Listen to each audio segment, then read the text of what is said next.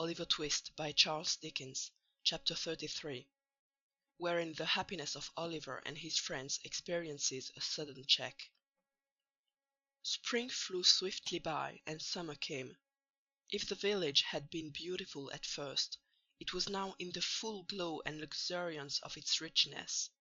The great trees, which had looked shrunken and bare in the earlier months, had now burst into strong life and health, and stretching forth their green arms over the thirsty ground, converted open and naked spots into choice nooks, where was a deep and pleasant shade from which to look upon the wide prospect, steeped in sunshine, which lay stretched beyond. The earth had donned her mantle of brightest green, and shed her richest perfumes abroad. It was the prime and vigour of the year. All things were glad and flourishing. Still, the same quiet life went on at the little cottage, and the same cheerful serenity prevailed among its inmates. Oliver had long since grown stout and healthy, but health or sickness made no difference in his warm feelings of a great many people. He was still the same gentle, attached, affectionate creature that he had been when pain and suffering had wasted his strength, and when he was dependent for every slight attention and comfort on those who tended him. One beautiful night, when they had taken a longer walk than was customary with them, for the day had been unusually warm, and there was a brilliant moon and a light wind had sprung up, which was unusually refreshing. Rose had been in high spirits too, and they had walked on in merry conversation until they had far exceeded their ordinary bounds. Mrs. Maylie being fatigued, they returned more slowly home. The young lady, merrily throwing off her simple bonnet, sat down to the piano as usual. After running abstractedly over the keys for a few minutes, she fell into a low and very solemn air, and as she played it, they heard a sound as if she were weeping. "Rose, my dear!" said the elder lady. Rose made no reply, but played a little quicker, as though the words had roused her from some painful thoughts. "Rose, my love!" cried Mrs. Maylie, rising hastily and bending over her. "What is this? In tears! My dear child, what distresses you?" "Nothing, aunt, nothing," replied the young lady. "I don't know what it is. I can't describe it, but I feel—" "Not ill, my love?" interposed Mrs. Maylie. "No, no, oh, not ill," replied Rose, shuddering as though some deadly chillness were passing over her while she spoke. "I shall be better presently. Close the window, pray." Oliver hastened to comply with her request. The young lady, making an effort to recover her cheerfulness, strove to play some livelier tune, but her fingers dropped powerless over the keys. Covering her face with her hands, she sank upon a sofa and gave vent to the tears which she was now unable to repress. "My child," said the elderly lady, folding her arms about her, "I never saw you so before." "I would not alarm you if I could avoid it," rejoined Rose, "but indeed I have tried very hard and cannot help this. I fear I am ill, aunt."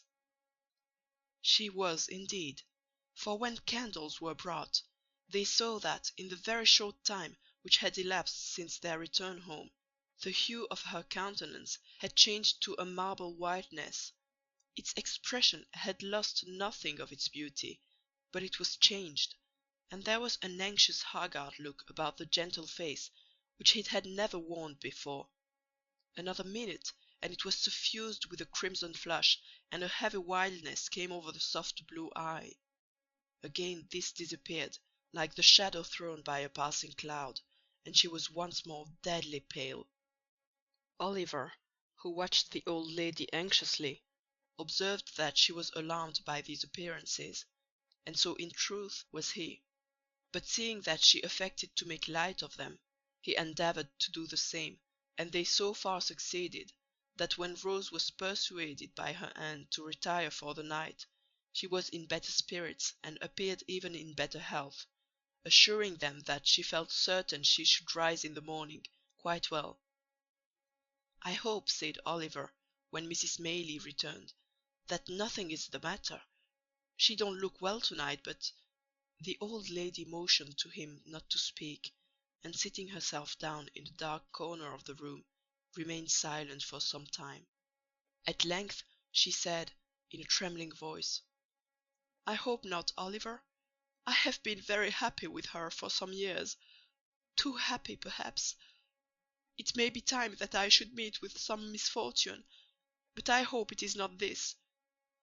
"What?" inquired Oliver. "The heavy blow," said the old lady, "of losing the dear girl who has so long been my comfort and happiness." "Oh, God forbid!" exclaimed Oliver hastily. "Amen to that, my child," said the old lady, wringing her hands. "Surely there is no danger of anything so dreadful," said Oliver. "2 hours ago she was quite well." "She is very ill now," rejoined Mrs. Maylie, "and will be worse, I am sure. My dear, dear Rose! Oh, what shall I do without her?" She gave way to such great grief that Oliver, suppressing his own emotion, ventured to remonstrate with her, and to beg earnestly that, for the sake of the dear young lady herself, she would be more calm. "And consider, ma'am," said Oliver, as the tears forced themselves into his eyes, despite of his efforts to the contrary. "Oh, consider how young and good she is, and what pleasure and comfort she gives to all about her. I am sure, certain, quite certain that, for your sake, who are so good yourself, and for her own, and for the sake of all she makes so happy, she will not die. Heaven will never let her die so young." "Hush!" said Mrs. Maylie, laying her hand on Oliver's head. "You think like a child, poor boy. But you teach me my duty, notwithstanding. I had forgotten it for a moment, Oliver, but I hope I may be pardoned, for I am old and have seen enough of illness and death to know the agony of separation from the objects of our love. I have seen enough, too, to know that it is not always the youngest and best who are spared to those that love them. But this should give us comfort in our sorrow. For Heaven is just, and such things teach us impressively that there is a brighter world than this, and that the passage to it is speedy. God's will be done. I love her, and He knows how well." Oliver was surprised to see that, as Miss Maylie said these words, she checked her lamentations as though by one effort, and drawing herself up as she spoke, became composed and firm. He was still more astonished to find that this firmness lasted, and that under all the care and watching which ensued, Mrs. Maylie was ever ready and collected, performing all the duties which had devolved upon her steadily, and to all external appearances even cheerfully. But he was young, and did not know what strong minds are capable of under trying circumstances. How should he, when their possessors so seldom know themselves? An anxious night ensued. When morning came, Mrs. Maylie's predictions were but too well verified. Rose was in the first stage of a high and dangerous fever. "We must be active, Oliver, and not give way to useless grief," said Mrs. Maylie, laying her finger on her lip as she looked steadily into his face. "This letter must be sent, with all possible expedition, to Mr. Losberne. It must be carried to the market town, which is not more than 4 miles off, by the footpath across the field, and thence dispatched by an express on horseback straight to Chertsey. The people at the inn will undertake to do this, and I can trust to you to see it done, I know." Oliver could make no reply, but looked his anxiety to be gone at once. "Here is another letter," said Mrs. Maylie, pausing to reflect. "But whether to send it now, or wait until I see how Rose goes on, I scarcely know. I would not forward it unless I feared the worst." "Is it for Chertsey too, ma'am?" inquired Oliver, impatient to execute his commission, and holding out his trembling hand for the letter. "No," replied the old lady, giving it to him mechanically. Oliver glanced at it, and saw that it was directed to Harry Maylie, Esquire, at some great lord's house in the country, where he could not make out. "Shall it go, ma'am?" asked Oliver, looking up impatiently. "I think not," replied Mrs. Maylie, taking it back. "I will wait until tomorrow." With these words she gave Oliver her purse, and he started off, without more delay, at the greatest speed he could muster. Swiftly he ran across the fields and down the little lanes which sometimes divided them, now almost hidden by the high corn on either side, and now emerging on an open field where the mowers and haymakers were busy at their work. Nor did he stop once, save now and then for a few seconds to recover breath, until he came in a great heat and covered with dust on the little market-place of the market town. Here he paused and looked about for the inn. There were a white bank and a red brewery and a yellow town hall, and in one corner there was a large house with all the wood about it painted green, before which was the sign of the George. To this he hastened as soon as it caught his eye.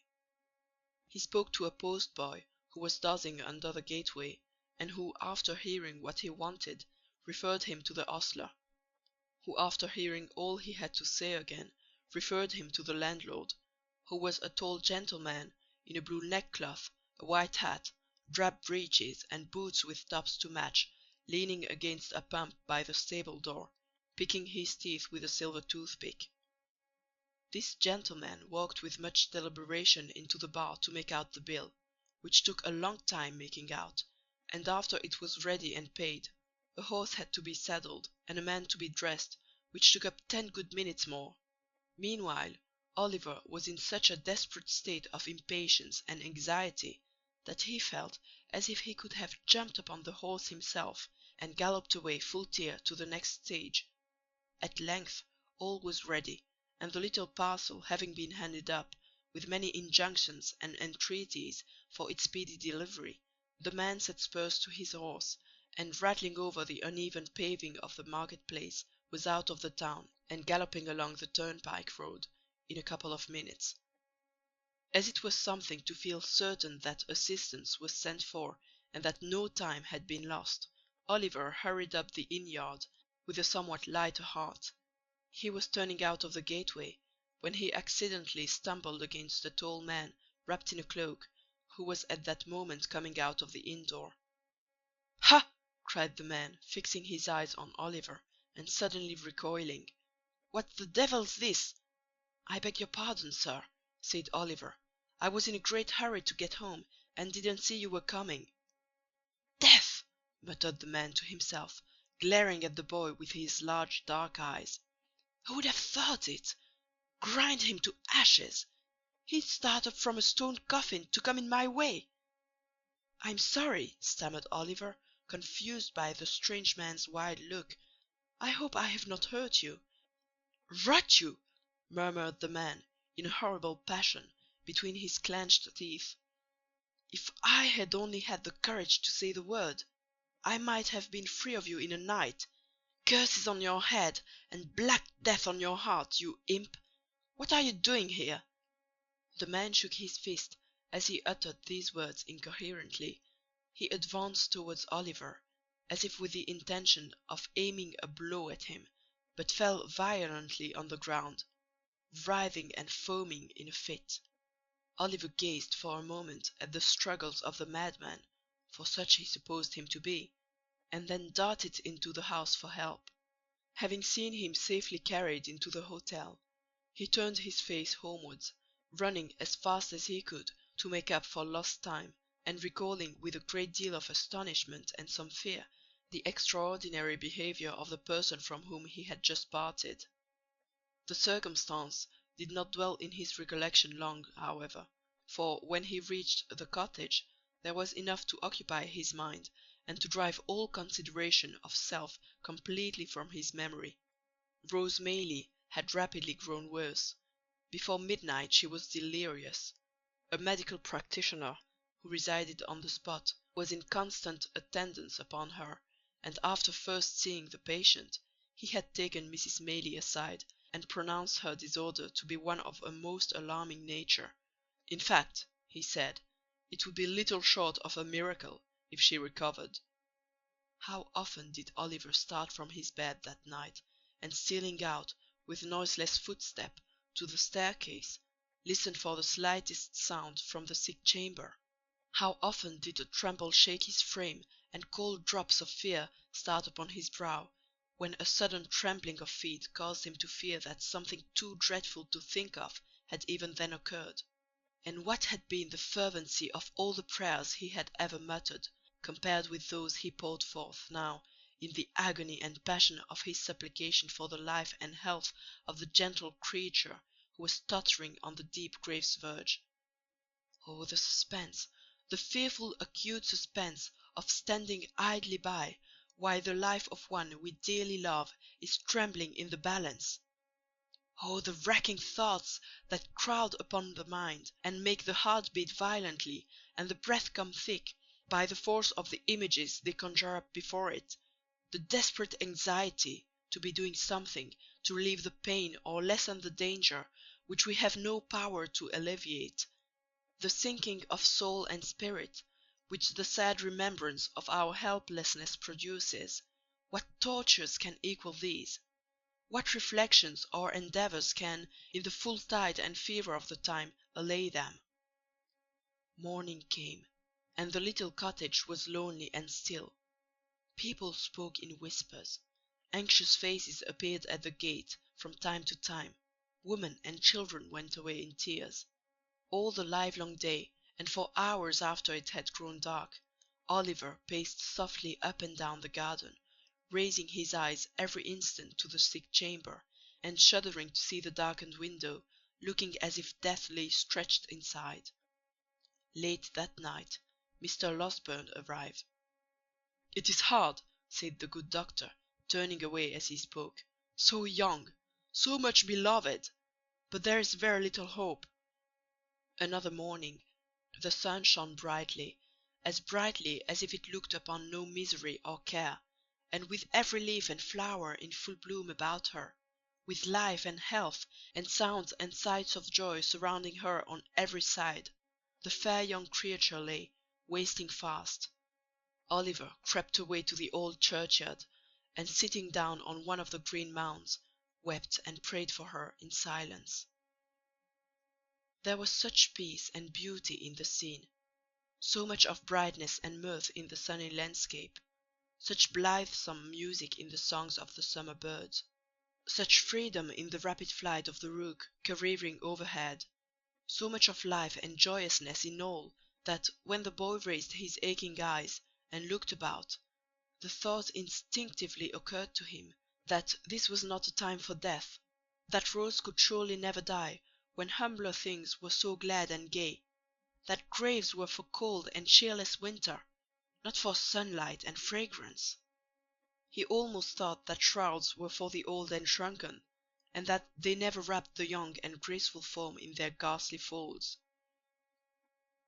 A knell from the church bell broke harshly on these youthful thoughts. Another! Again! It was tolling for the funeral service. A group of humble mourners entered the gate, wearing white favours, for the corpse was young.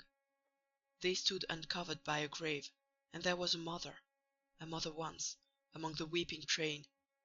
But the sun shone brightly, and the birds sang on. Oliver turned homeward, thinking on the many kindnesses he had received from the young lady, and wishing that the time could come again, that he might never cease showing her how grateful and attached he was. He had no cause for self-reproach on the score of neglect or want of thought, for he had been devoted to her service, and yet 100 little occasions rose up before him, on which he fancied he might have been more zealous and more earnest, and wished he had been.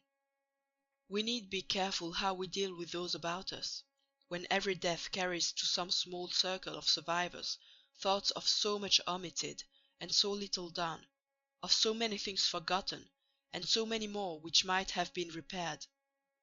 There is no remorse so deep as that which is unavailing. If we would be spared its tortures, let us remember this in time. When he reached home, Mrs. Maylie was sitting in the little parlour. Oliver's heart sank at sight of her, for she had never left the bedside of her niece, and he trembled to think what change could have driven her away. he learnt that she had fallen into a deep sleep, from which she would awaken either to recover and live, or to bid them farewell and die. They sat, listening and afraid to speak, for hours. The untasted meal was removed, with looks which showed that their thoughts were elsewhere.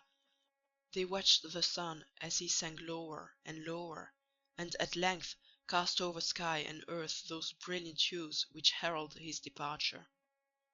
Their quick ears caught the sound of an approaching footstep. They both involuntarily darted to the door as Mr. Losberne entered. "What of Rose?" cried the old lady. "Tell me at once. I can't bear it. Anything but suspense. Oh, tell me, in the name of Heaven!"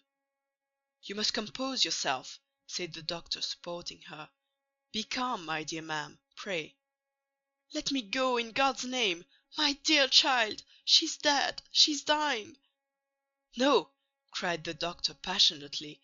"As He is good and merciful, she will live to bless us all for years to come."